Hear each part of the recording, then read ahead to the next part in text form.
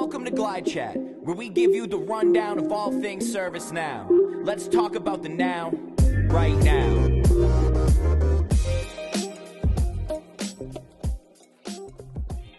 Hey everybody, welcome to another edition of GlideChat. I'm here with John Castillo from Quality Clouds. John, how are you doing today? I'm doing great. Thanks, Brett. Good. So if you could, let's just start with introductions. Give me a little bit about yourself and what you do. Absolutely. So I'm with Quality Clouds. Great product, and we love the partnership that we're fostering with GlideFast. I actually came up through consulting myself, so I know a little bit about what you guys do on a day-to-day basis. I spent 25 years in consulting. I was with Accenture, I was with IBM, spent a little time over at Salesforce, so I know the SaaS space pretty well. Did a little consulting for myself, and then ended up here at Quality Clouds, where we're doing a big splash here in the United States. We love the partnerships that we're building with a lot of our SI partners, because there's an expansion that we're doing in terms of the way that we're going after the market, and we'll get into some of that. But yeah, that's my history, and I'm happy to be here with you guys. Well, that's great. Yeah, it sounds like we've got a lot in common on that respect, at least for how the career started and kind of where you are now. So for Quality Clouds, just to start there, give me your 60-second, 45-second elevator pitch. What is Quality Clouds? What's the value that you bring? Right. We are a DevOps platform, and what we bring is governance as well as proactive tools that allow you to manage and prevent issues around your development going forward, right? And the value that we see in that is really, from a governance standpoint, it's really about checking and seeing where you are, right? So you may have a ServiceNow instance that you've had for many years. You want to know what's in there, how many issues you have, how much technical debt you may have. We're able to surface that. Now, the differentiator for us is that we're able to do that not only at the code level, but the configuration level, but also we're able to give you a sense for how long it's going to take you to fix those things. Now, you may not want to do all of it, but you can prioritize, and we're able to show you that. But we have a lot of tools that allow for us to run against the rules that dictate best practices in terms of how you do development in ServiceNow, and as well as Salesforce, but ServiceNow for this case, such that you don't get into those problems going forward. So think about it as guardrails that we put up that run against a rule set. It says you can't develop that way, and it'll send it back to the developer to fix it. So there's let me show you what it looks like now. Fix it. There's a prevention side, and there's keeping things more proficient going forward as you go into production. There's one thing I noticed in the report readout that you guys have, and that's the cost savings, or rather how long it'll take to fix something, and then the cost savings as well. Tell me about that a little bit. Yeah, so we've gone down a path of, because as you think about us and you think about just DevOps overall, it's really putting together the story around, I want to be more productive, or I want my developers to be more productive. I want them to be positioned to either do support stuff or maybe some innovative stuff. Now, for us, there's some business value wrapped around all of that, because that's what you need to have certainly for clients these days. They're looking for that type of business value, cost savings. So what we're looking at is, if I am able to continue to make sure that developers are developing in the way that they should, we're being more proficient in our testing, we're being more proficient in what we're delivering to production, what does that look like? What is the cost of all of that all the way through as you go down that the life cycle of this SDLC, if you will, right? And we pick out the number of hours that it takes in each one of those phases. So when you think about that in terms of the quality across all of those things, there's a number associated and a cost associated with that. We're able to pick that out and tell you, well, these are the number of hours that it's going to take you in order to make this happen. It's just not, hey, I'm going to do code fixes, but also If that code fix makes its way into testing, makes its way into production, what is the life cycle of that cost? So we're able to pull that out, show that to the customer. There's a lot of value in being able to see that and what you can save. And we can actually put real numbers against it. So how did quality clouds evolve over the years? So there was obviously an initial use case or an aha moment from your founders. Talk a little bit about that history, if you could. Yeah, so the history on it. So our founders, Angel Marquez and Albert Francesa, they both came from industry. These were industry guys who used ServiceNow. They started in ServiceNow, implementing ServiceNow and working with ServiceNow.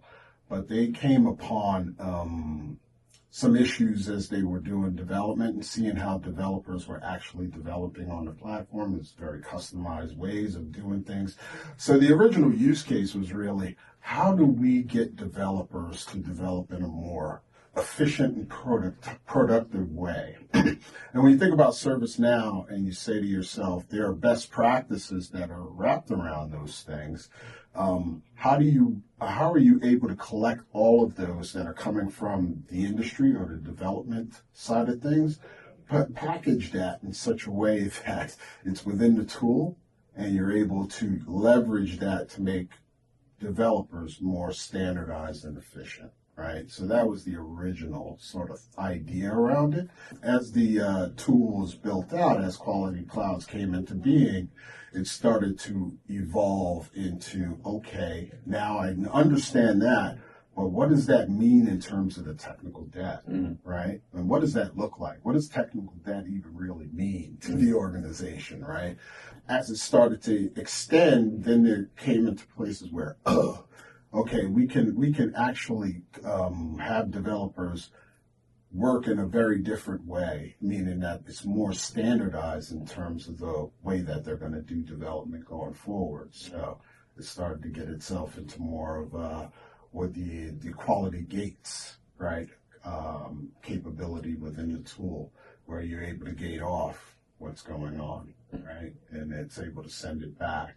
And then it started to extend into, some of the tools that are around peer reviewing and everything else that we're doing to be able to watch and monitor how developers are developing. So that's kind of the history and how we've expanded some of our capabilities. I know we could get into some of the other things that we're doing going forward and what we're thinking about for the platform, but that's how it really started out. So I do want to address what ServiceNow currently has as an available option versus what you have. Would you look at it as a value add to what currently exists from a ServiceNow review of the platform? Well, how do you see yourselves? Yeah, I think we're a value add to what exists for ServiceNow. They have Impact. They have some other tools that they use. But we're actually, when you leverage Quality Clouds, you're getting down to a deeper level of configuration that you can see and get exposed to you. That way you can make some decisions around that. It's not just about static code and some of those areas that some of the tools that are within ServiceNow actually touch on. So we bring that value added piece, right? Because when you think about the configuration pieces, architecturally, how are you handling some of these things as well, versus just development, right? So it's just taking it down to that separate level of visibility around what's happening underneath the covers and being able to make some real good decisions around how you're able to architect change, right? No, yeah, that makes complete sense, and thank you for addressing it. You talked about the industry and how the founders came from the industry side. What do you think is broken with how companies manage technical debt today? When we're talking to customers, it's really we're able to surface where the issues are and say, look, you've got them categorized in such a way that, where you can see the performance, you can see the security issues, you can see some of the manageability issues, maybe even some of the scalability issues. And here's your overall score. right? You're at maybe 60%, maybe you're a little bit bad on your security. And, customers look at that and go, well, it's working today, so I guess it's not that bad, right? But as you start to think ahead and you start to think about how much am I really spending on supporting all of this, maybe it's worse than I think. If I start to look at some of the other innovative things that I want to do as it relates to, I want to have AI introduced to my environment. I may want to extend the platform and bring in more capabilities that ServiceNow is coming through with, AI assistance, all of these things. Am I ready for that, right? And Quality Clouds can give you that answer, right? So you can actually, and it's actionable items, right? When we talk about the way that we size up the technical debt, you can actually do something about it. So that's where we see it. Would you view technical debt being more than just a dev issue? I know you're a DevOps platform, but just in your opinion, where does the technical debt start, stop? Who's responsible for it? Yeah, the technical debt is I think it is somewhat a dev issue, but I think it's a business issue too. The reason why I say that is because, I was reading something recently from Gartner around measurements and monitoring around SaaS platforms and cloud-based platforms, and this idea of technical debt, and how it gets all the way not only down to just the development side, but how you architect as well, and being able to actually have visibility to that is going to be really key. And they're actually projecting that, that people will be, companies will really be dealing with technical debt issues down to the architectural level, probably 30% more over the next year, right? So if you don't deal with it today, all the things that you want to do in terms of innovation that we already talked about, you're not going to be able to do, right? Because it's going to compound on itself. So that becomes a business issue, right? Because it becomes a business decision that you need to make. Am I going to fix this thing, or am I just going to leave it the way it is and I'm just going to be behind the market, or where the business expects me to be? So I think all around in a company, it's really, not only just is it an operational issue, is it a development issue, but, it's a dollars and cents issue, right? So the business has to step in and say, we need to make some decisions now. Something like a Quality Clouds would be efficient in being able to tell us where those things are, and we could do something about it now. We can make those decisions. We could prioritize the things that make sense for us, right? So with your customers, what would you say, or what have they told you is their ROI when they first start looking at Quality Clouds as an option, first when they implement, first when they start developing, having those stopgaps, those guardrails, those checkpoints? What's that ROI look like for your customers that you've seen from a metric perspective? Yeah, we see it could be different depending on the customer. We've seen it where customers have come back to us and said, you guys have saved us $900,000 a month in our support. Right? I was expecting a year. You said month, so. Yeah, no, this is a literal true thing. So it could be on that end where we're saving them lots of money in that regard.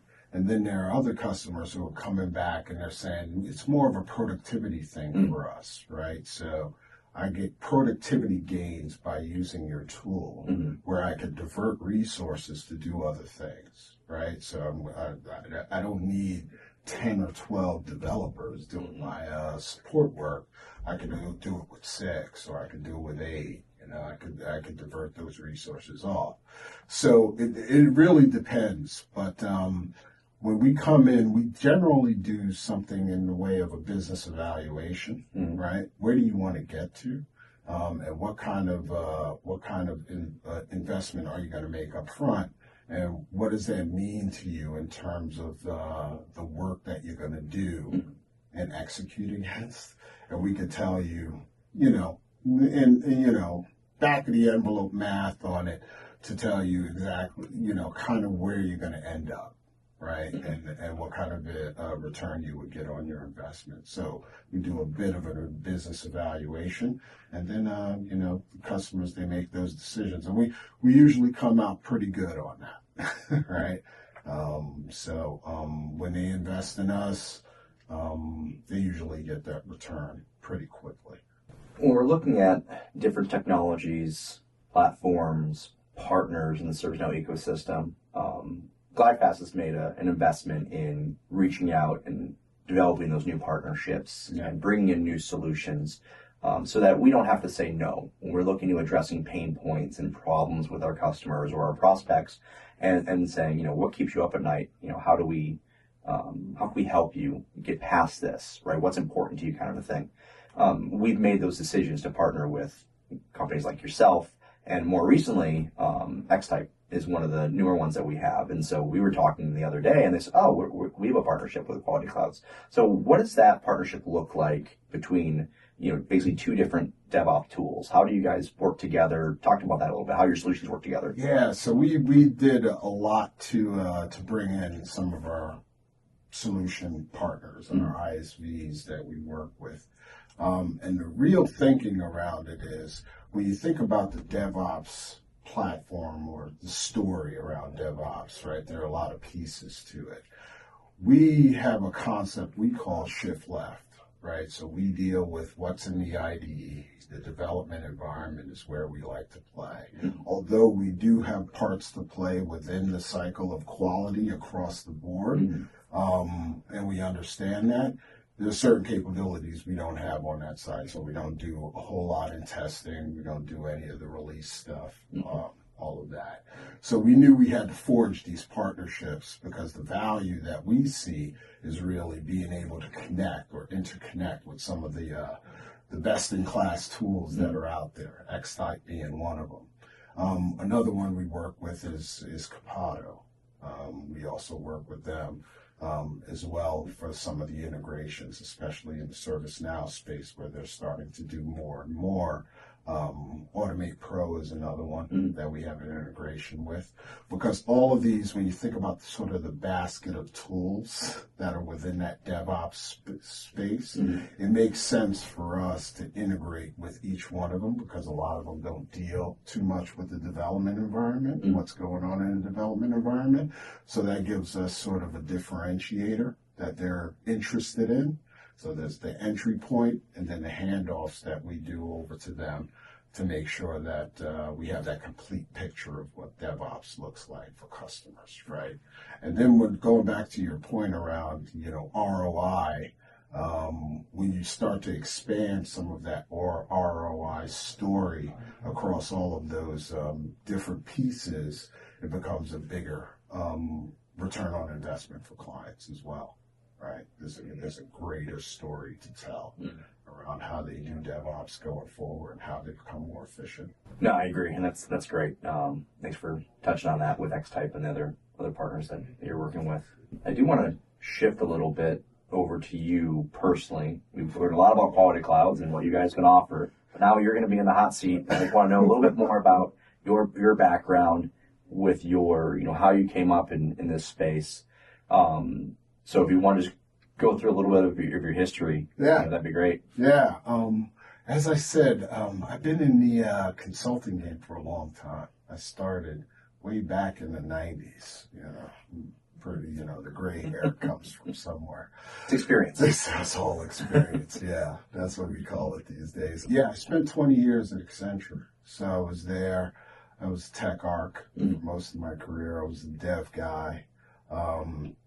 And then I grew up in financial services. So financial services, more in the capital market space. So I was dealing more on the trading floor and doing a lot of, risk analysis is where I was at. I was dealing with the risk desk guys on a day-to-day basis, making changes for them. And then I grew through the organization and got more into account management. Right, so that's usually the path that you go when you're at Accenture to make it to partner, right? So was able to do that. Very, very successful there. Had a great time. And then I moved over to Salesforce. SaaS platforms were starting to expand. The cloud, everything was going crazy in that space. Lots of innovation.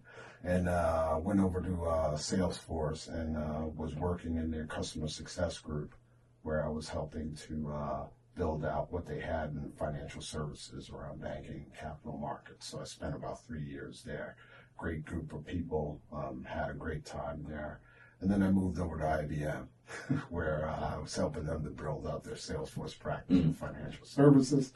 And, I kind of did my own thing for a little while. I was at some smaller consultancies after that. And then I got to Quality Clouds. And one of the things that brought me to Quality Clouds was that I love the product. I think it was something in the market that was missing, right? In terms of how you do development, how you do delivery, and just this whole idea around the technical debt and DevOps overall, right? Because there's been a whole lot of innovation that's happened over the last 5 years. Lots of companies that are out there. ServiceNow, doing amazing things, obviously.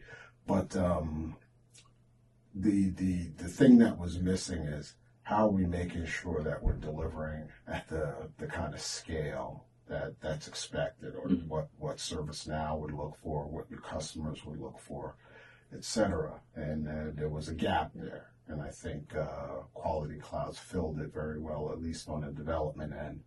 And, they were looking for people to expand them into the U.S. So me as a person, I've always wanted to be in those spaces where I could help an organization to grow, because I grow from that, right?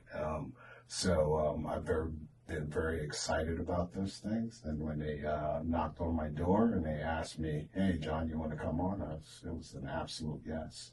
So I love working with these guys. They're great people.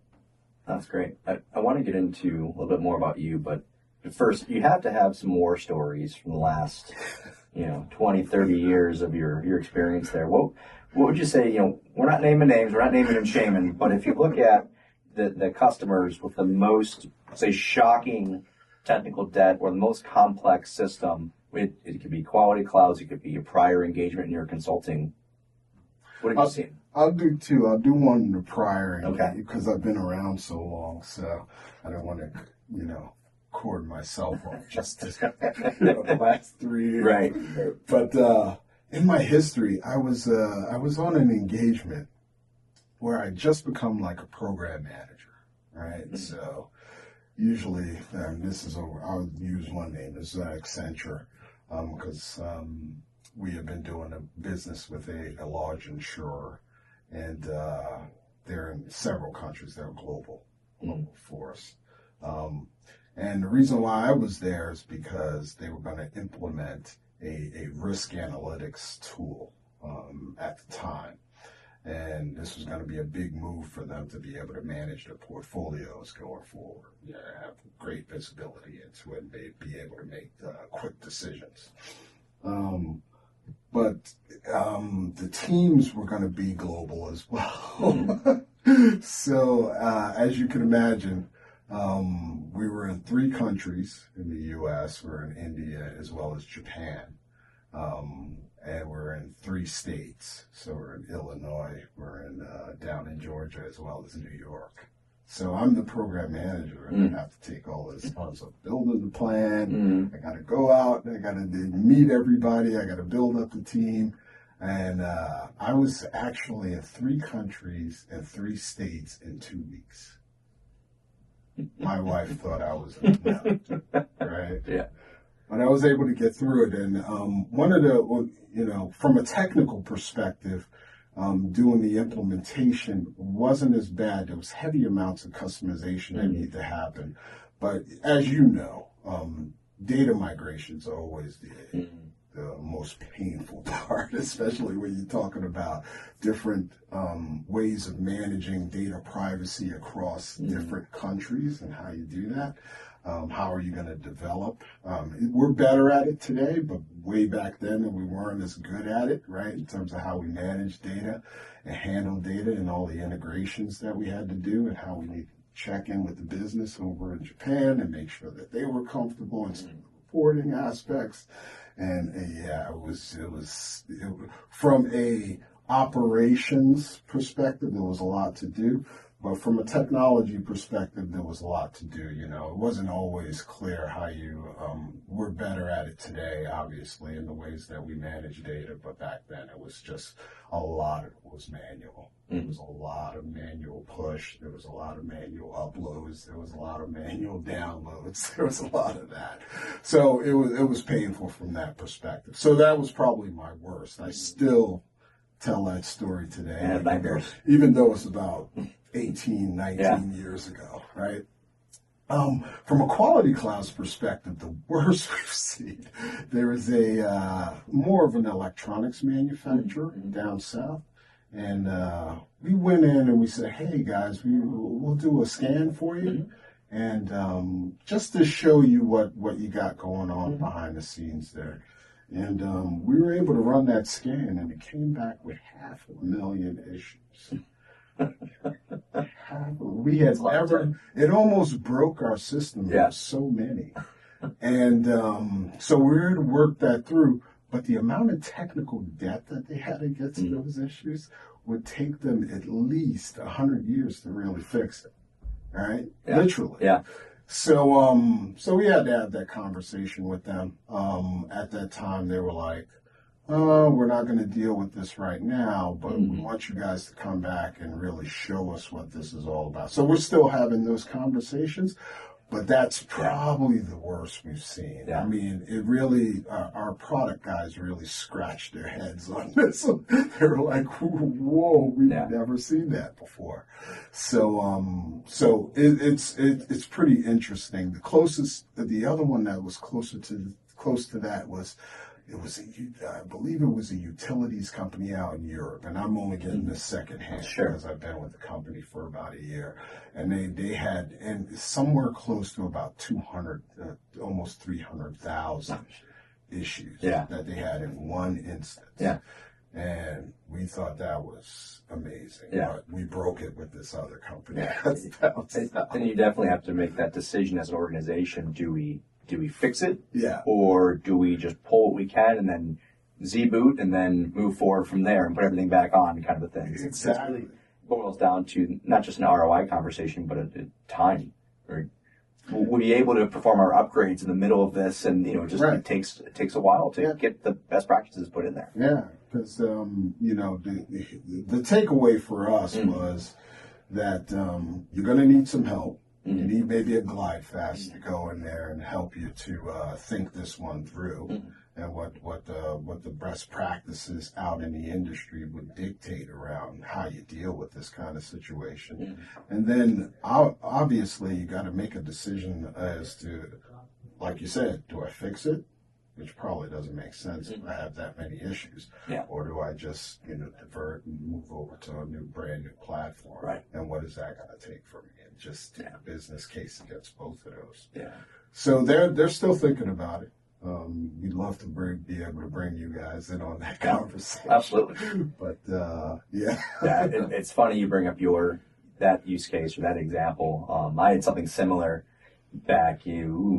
What are we talking? I've been doing this for 12 years, so about 10 years ago at this point, and I got brought into we'll call them a large conglomerate, who had about 7 or 8 instances, and their developers, they did everything in-house, but they brought, I was at ServiceNow at the time, and they brought us in and said, why don't you evaluate and let us know what we're looking at? And there was no quality clouds, there was no health scan, there was nothing to help us from that perspective, so we're manually looking under the hood. And for some of these, we would basically set our stopwatches and say, how long does it take this page to load?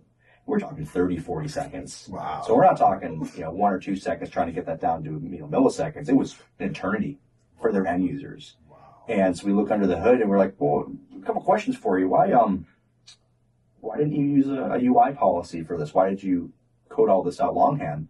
And they said, well, what's a UI policy? Oh, no, this is going to be a fun engagement because they didn't know what they didn't know. Right. And they happened to have a lot of developers that were excellent developers. But when you're developing on ServiceNow, it's different. It's a different animal at the end of the day. So it's just It's fascinating. Just sit there and go, so what have you decided? What are you going to do? Are we going to start over? Like, no, you just undo stuff and we go back out of the box. Like 6 months later, we'll get you there. I think we had a team of 7 just going through and documenting and undoing stuff, and it was an experience early in my ServiceNow career. So. That's an amazing story, because when I think about the way we categorize things from a quality clouds perspective, it's 4 different categories. Either you can how easy is it going to be for you to scale, manage going forward, the performance aspect, which I'll get back to, and then the security, right? A lot of customers, they'll look at security and go, oh my God, of course, we need to do something there. But performance never gets a whole lot of, attention. Yeah. It's sort of like, it kind of works today, Nobody's really screaming that much. The business may be a little pissed off with us, but, we're able to, get them to be happy again, at least for a short period of time. But as you build more and more, what you just said, on ServiceNow, it's very complex in terms of the way you build and the way that you manage sort of how the application is going to perform, right? That's something that you should really be looking at, right? And if you let it compound over time, like the story you were telling, it could be very expensive as you go forward. Right? Absolutely. Yeah.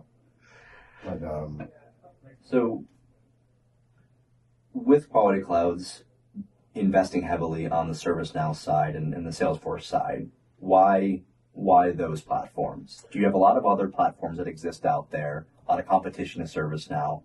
What was the driving point or the decision point to say, these are the 2 we're going to pick, specifically ServiceNow? Yes, ServiceNow is innovating. Like every time we go to Knowledge, and we're going to go to Knowledge in another month here, we're probably going to hear something new that they're rolling out. Especially as things with AI and process automation and all of those things start to come more into focus. So ServiceNow is a platform that's going to be around for a long time. A lot of customers have bought into it, obviously, because of all the value that it brings to their organizations. And there's ways to extend it. There's customizations you can do, all of that, right? So you have a bit more flexibility with it. And I think customers value that. And for us, given that we're in the DevOps space and want to manage development and standardize, it makes sense for us to be working and partnering with ServiceNow around how that all happens, so that the transitions that happen from a development standpoint to being able to customize, build, and grow, that makes sense. The same is true for Salesforce, right? Salesforce is the same. They've been growing for a long time. They're always adding a new cloud. They're always building new things. The ways they do development is always changing. So we want to be able to stay in that market and change with that. We are, however, in the future looking at some other platforms. I won't name them yet, but we are extending. So there's a lot of strategy sessions that's happening with the product teams, and they're starting to have some conversations with some of our partners as well as some of our customers around what next, what makes more sense. So we're growing in that space as well, right? Looking at other opportunities. But I think for those 2 platforms, those are the best ones, the best horses to ride on at this point, because those platforms, when you think about customization, extension, and growth, those are the 2 that made more sense for us. We touched on this briefly earlier, our partnership and our relationship here. Why do you think the partnership between Quality Clouds and GlideFast works? Because you guys are amazing. You guys are great people to work with. But I think it works because when we think about the vision for what we want to bring to the market and what you guys are driving at in the market, it actually aligns. And I mean, we're both working with the ServiceNow platform. right? Great platform that it is. But also, when we talked about our partnership, what you guys are going in terms of being able to help customers look at not only just their existing platforms and new transformations that they would like to do with ServiceNow. The level of assessment that you guys are looking at, right? When you came to us and you said, hey, we'd like to be able to have you guys come in as part of the offering set, right? But these are the three things that we want to look at. We want to look at how we want to do deep analysis on the actual instance. We want to be able to come out with some good recommendations, and we want those to align to the way, the GlideFast methodology around how you want to go forward, right? And that could be blind to the customer or open to the customer. So there was some flexibility in the ways you guys were thinking about it, right? Meaning that, we could sit behind the scenes and you guys just use us as a service on the top, or you can expose us if you like to and say, hey, these are the guys that are providing the service that we provide, right? And I think that works for us, right? It very much aligns to the strategy that we have in terms of go-to-market to say, we're flexible. We can actually provide this service to our partners in this way, or maybe some other way, right? But I think given the fact that GlideFast was very flexible in terms of the way they were thinking about that and how it aligns so much to the methodology that you have, so it's part of what you do, and us just fitting into that, it made the partnership a no-brainer for us. Yeah, no, I appreciate all the kind words, and I would agree with you. When we were looking at what else can we offer our customers, it was looking at the current offerings that we have where, we can do an ITOM assessment, we can do an ITIL or ITSM assessment, a platform assessment, but it turns into an architect and a BPC logging in and inspecting and doing a manual inspection. And there's something to be said about, not just the cost savings, but also time savings. Right. So if we're being approached, this is not a problem that we can solve in 6 to 12 months. We need to know now what's wrong. And before, it might have been, hey, it's 3 weeks, it's 4 weeks, we'll review everything and then we'll do a readout. We really just wanted that automated approach to say, okay, we've done our scan, here's what we're seeing. Now let's talk about how long this is going to take to remediate. Let's get you back to healthy at the end of the day. So definitely think it's a good pairing there. Yeah, I think I totally agree with that. And the way you guys are thinking, because even when you get to the other side of this, so that's all the assessment stuff, that's all the recommendations. Let's get you healthy again. Let's remediate as much as possible. But there's also the other end of it, which is, how do you support all of that going forward? So there's a story around the end of the line, which is really around, we don't want you to get back into that situation again, so you can leverage Quality Clouds to do that. And certainly the GlideFast methodology around how we keep that going, the engine's still going. But also, how am I going to support it going forward? Right? What does that model look like? Am I still using some of these tooling? Is there more that I'm bringing to it? All of that you guys bring as well. So there's sort of that change management component that is sometimes missed, right? That you guys would be able to benefit from as well. All right, I think we've established the value add of Quality Clouds. I do want to, before we wrap, I want to get back to you. John, what motivates you? You've been doing this for so long. You're still in it. Yeah. You're not stopping. Yeah. So what keeps you going? Yeah, I like helping people. I like clients. When I started my career, I was sort of a backroom developer, if you will. Right? I was, the guy over in the cubicle over there. You're developing a whole lot of great stuff. Just stay over there, keep pumping it out. But I wanted to move in the front. I love being in front of clients. I love having these kind of conversations where you dive in deep and you're trying to find out where the solution is, or even trying to expose what the problem is, right? But before you even get to the solution. So I've always been in that space. So what gets me going as it relates to this is that drive to want to know what innovation is coming next. Mm-hmm. So when I've made job decisions in my life, it's really been about that. You know, can I stay on the cusp of different innovations that are happening out there, so I can stay on top of that. And I've always been a technology guy. I love technology. I'm always going to be in that space, right? So the love of that as well. And just for my own personal growth, I've been around a long time, and I've been growing for a long time. And I'm always amazed that there's a lot that I don't know. I'm not amazed by that, but there's a lot that I don't know, and it's amazing that I can get to know those things and meet great people, and be able to partner and do all these kind of things. I love my job right now, so dealing with the different partners that we have, GlideFast being one of them, it's just amazing to me what we can do together.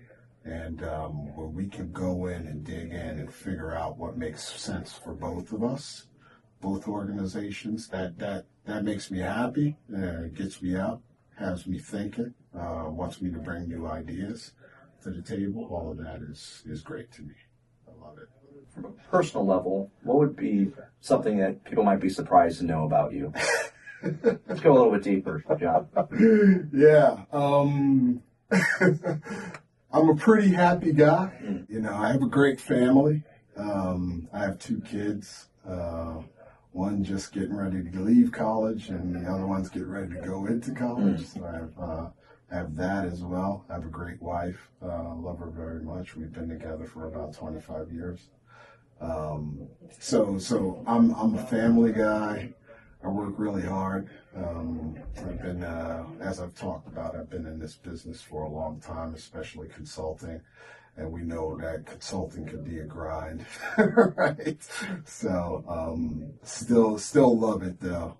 But I think the other thing that, folks may not know about me, what could I think?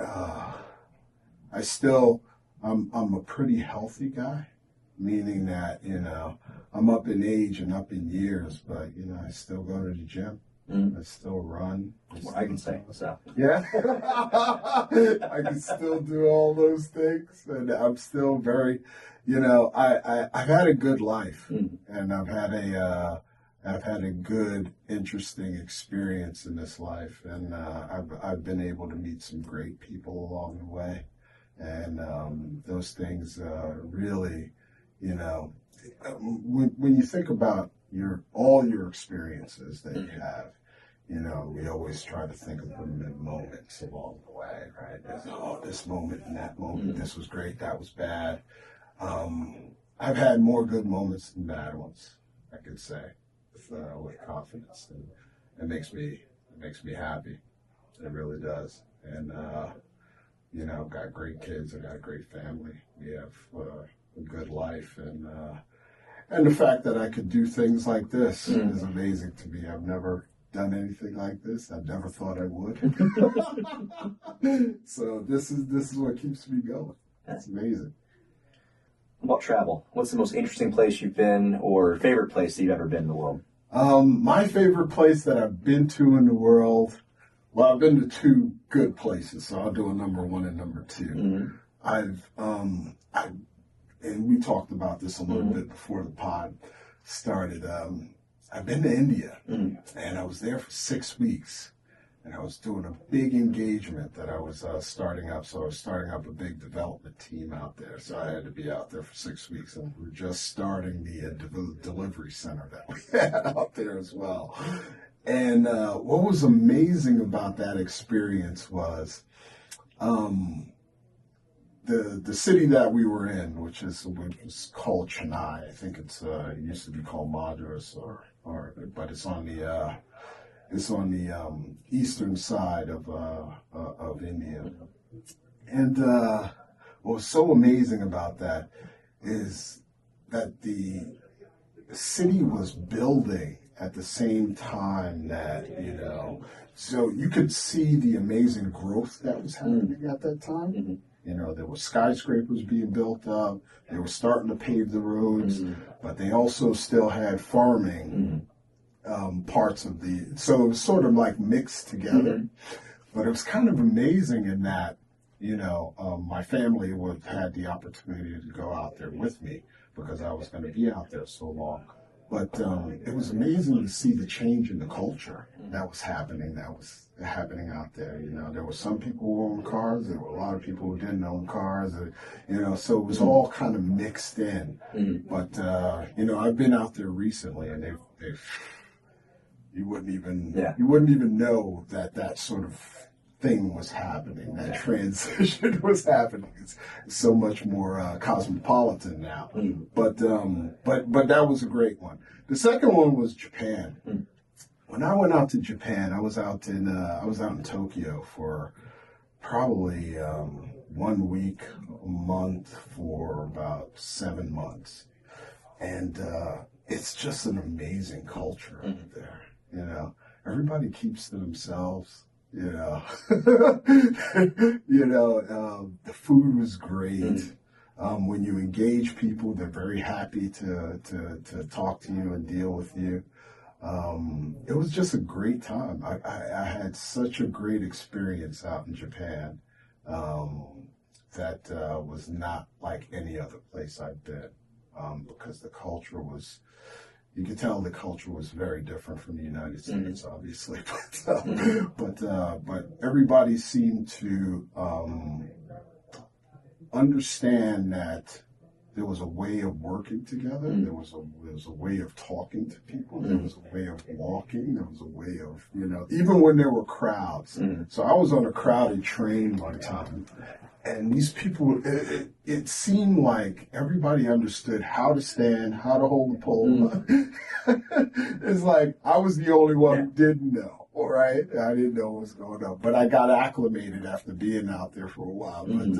But I just love the culture. When I go to these places and when I engage, I just I take in the culture, see how different it is from my own culture, and I love that, just understanding more. And then I go and start to look at history and all of that. But it's a lot of fun. So those are the 2 places. No, that's fantastic. No, thanks for sharing. I appreciate that. Yeah. 2 final questions, and then we'll go ahead and wrap. These will be more of a rapid fire. I'll say, what tech trend excites you the most? You've been in tech for a long time, consulting in tech. What do you see as the future? Wow, the future. Process automation is a big one. I think it's sort of underserved at this time. I think there are some that are looking into the space a little bit more, but I think there's a lot more. When you think about the process itself and taking all those elements that may still be managed from a manual perspective and able to add those in, you're creating a small app to be able to do it and infuse that into the process itself. I think that was more interesting to me, because one of the things is it gets you down into the deep level of how people actually do things, right? And you translate that into some sort of technology that would handle it, rather than be, RPA or something like that would handle it. But being able to do that and orchestrate sort of that process is very interesting to me. But where I think things are going is, AI is here, right? The managing of that data is here, right? And there's so many of the more interesting things that you could do with AI is just where everything's going to start to go, right? All these assistants that are starting to come out, right? To be able to understand and know what's going on and be able to get information very quickly. The only issue is if it's completely right or wrong. Those are questions you have to go through. But I think that's where everything is going to go. Salesforce obviously is doing a big push from an agent force perspective. ServiceNow is doing something very similar as well. So I think the next phase of all of this, especially for us, is certainly developing and credentializing that you're ready for that as your organization is starting to grow into that space. But even ourselves from an AI perspective, right? So you think about some of the information we give back from a quality cloud's perspective is, hey, you've done something wrong here. Here's where it's wrong, right? We're starting to put into play, something in the way of a co-pilot or something more AI-driven that would say, yes, that's wrong, but here's how you fix it. Here's some code that you could just plop in there and run, right? So it makes it more efficient. The developer doesn't have to do much. They've got at least a sample of something that would deal with the problem, or maybe even update it without, push this button if you want it to be fixed, right? Push button, fixed, run it again, done, right? So I think those advances are going to be something that we're going to start to see going forward. It's going to be, more efficient, more efficient, more efficient, more productive. What about overhyped? What do you think the biggest IT trend or technology trend is overhyped? I think some parts of AI is a little overhyped, although, we're all going in that direction. But I think we're not fully there yet. And I think it's still the shiny object that's out there for many companies at this point. I want to do that too. Well, you're not ready for that. Right? You're totally not ready, and your data is not in the space where you can do it. Your applications, your stack is, pretty bad. You need to upgrade a lot of these things, and that's going to cost you a whole lot of money to even get yourself at the starting gate. So the hype on it is, so the way I would position is it is a bit overhyped, but I think it's overhyped because so many want it, but they can't have it. Yeah, I would tend to agree. I would say that there's a lot of excitement and there's a need, but there's not a catalyst necessarily. Right. So it's, what's my use case for wanting to engage in this? So what's the catalyst to engage in getting AI? Is really what it boils down to is, what's my use case? We know we need it. We know we have to get on board. But to your point, are we ready? And then once we're ready, why? What's the why? And I think that's where part of that comes in. And you can even go down the road on robotics and everything else where it's like, well, are robots going to replace everything? No, not everything. I think you'll still need that human interaction, or at least that logical empathy.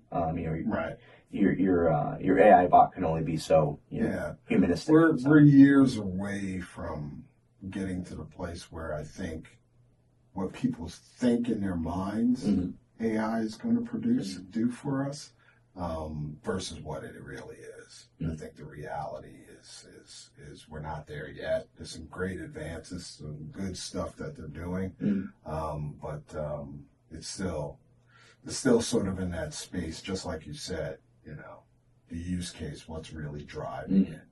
Are we really trying to solution something that's relevant and necessary, right?